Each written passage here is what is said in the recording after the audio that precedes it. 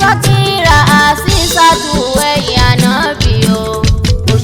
Nínú ìtàn bàbá tí a gbọ́ ní kékeré wọn. Ọmọ kékeré kọ́ sọ̀rọ̀ irun ni wọ́n kọ́ pé o. February 19 tí bàbá máa dúpẹ́ ó ní ìtumọ̀. Ìtumọ̀ tó ní gangan ni wípé ọjọ́ yẹn l'Olúwa sorúkọ kalẹ̀ fún wọn láti sáàtì ọlá.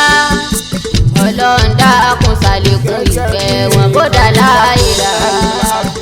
Ó máa ṣe ó máa ṣe. Òjò agbádùn obì tó gbó wọn ló máa ṣe.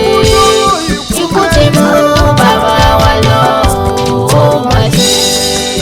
Ikú ti mú kàlífà tún láì fẹ́lẹ́ àrídì lọ. Gbogbo ìsìyẹ́kù ní fàyídà epo ara fẹ́ra kù. Erin lọ́ṣùbù nílùú ẹ̀dẹ́ oko lè dìde.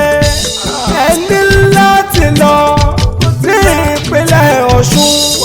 Gbogbo Nàìjíríà pátápátápátá epo ara fẹ́ra kù. Òògùn ní kádẹ́rẹ́ pẹ́lẹ́nu àmọ́ fa ọ̀nà fún òjẹun. Mélòó la fẹ́ ká o? Mélòó la fẹ́ sọ? Nínú èyí àdìpẹ̀lẹ̀ nípa ṣe ikú ìsìyẹ́kù. Ayé ni ò gbà mí o. Mo bá sọ díẹ̀ o nípa àjọṣepọ̀ àwọn àti ṣe ikú Muhammadu Jamiu. Bàbá wa Búlálà ẹ pàdé wà lápá kejì láti gbọ́. Ọlọ́run dákun àwa ń bẹ̀yọ̀ foríjì bàbá wa tó lọ.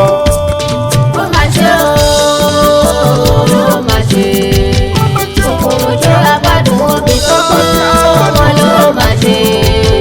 Ikú ti mú bàbá wa lọ ó máa ṣe. Ikú ti mú kàlífà tún láì fẹ́lẹ́ àrídì lọ.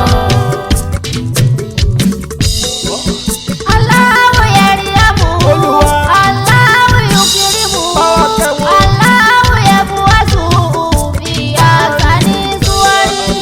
Allahu yariamu, Allahu yukrimu, Allahu yabuasu bi asani suwari. Allahu yarhamuhu,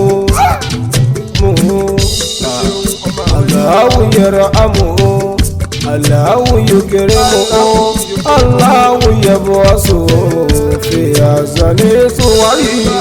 Allahu yarhamuhu, Allahu yukrimuhu, Allahu yab'asuhu fi ahsani suwari.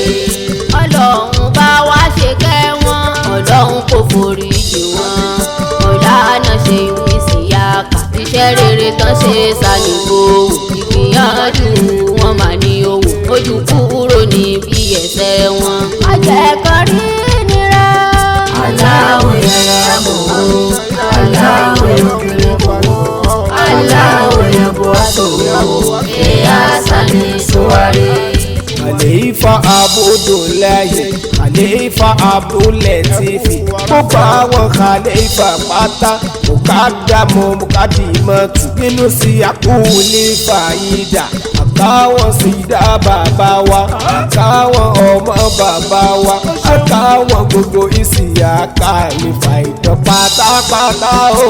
Allahu yarhamuhu, Allahu yukrimuhu, Allahu yab'asuhu fi ahsani suwari. Aláàjì Ádámọ̀ mi kò kí ẹ̀ kú ìdèjì. Prọfẹ́sọ̀ Abdul Qadir, yájà wa Kudiratu, alẹ́ yájà wa Fatimata, yájà wa Zainab. Gbogbo àwọn ọmọlá tó kéde lẹ̀ àbúwárà fẹ́ra fún bàbá wa kọ́ lóhun kò forí jì wọ́n. Muhammadu.